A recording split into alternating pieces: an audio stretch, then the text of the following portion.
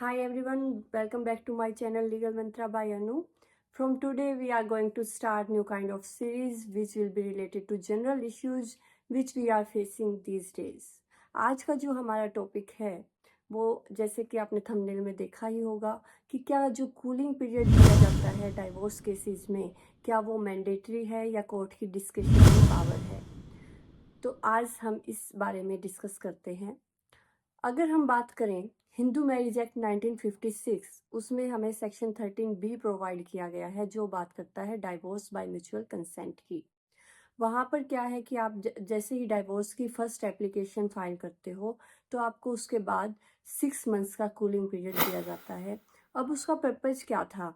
उसका पर्पज़ था कि जो हमें ये इंट्रोड्यूस किया गया था 6 मंथ्स का जो कूलिंग पीरियड है कि 2 मोशंस के बीच में 6 मंथ्स का गैप होगा, ठीक है। वो क्यों किया गया था?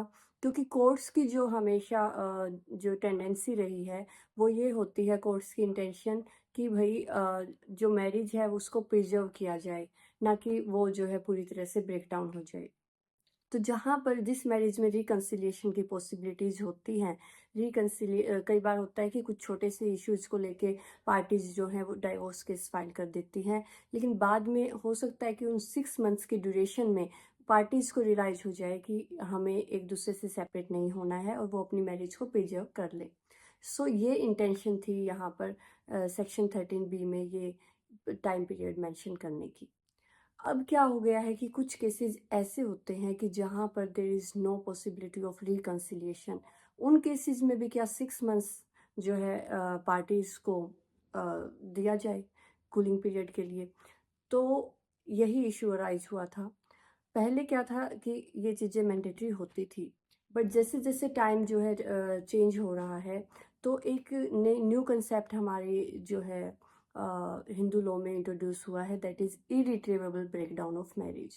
अब इरिट्रीवेबल ब्रेकडाउन ऑफ मैरिज क्या है? अब अगर हम देखें तो हिंदू मैरिज एक्ट में कहीं पर भी एक्सप्लिसिटली इसको मेंशन नहीं किया गया है, बट इम्प्लिसिटली जो क्लॉज 1A है इसके बारे में बात करता है।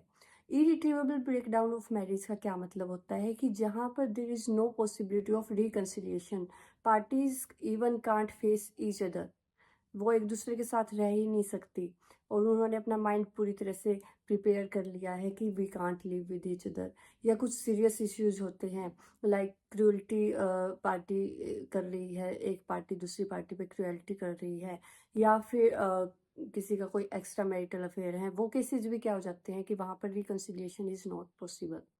अब उन केसेस में क्या किया जाए? सो यहाँ पर जो है 2017 में अमरदीप सिंह की जो है एक जजमेंट आई थी, Amardeep Singh versus Harvin Kaur 2017।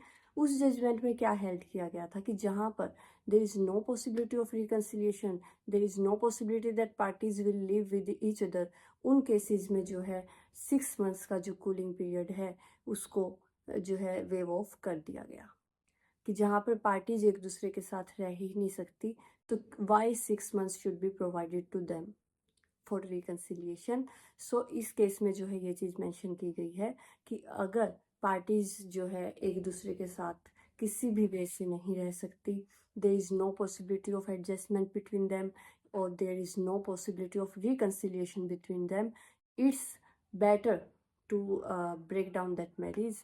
And ये जो है सुप्रीम कोर्ट जो है अपना आर्टिकल 142 जो कॉन्स्टिट्यूशन में प्रोवाइड किया गया है उसको इन्वोक करके भी जो है सुप्रीम कोर्ट ये डिसीजन जो है उनकी जो मैरिज है उसको जो है वो ख़त्म कर सकती है।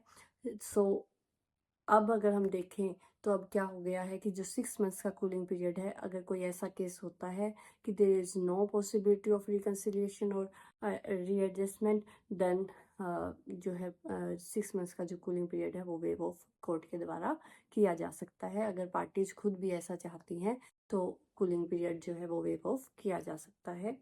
सो इसी तरह की जो है हम दूसरे टॉपिक्स पे भी आगे आगे वाली वीडियोस में डिस्कस करेंगे।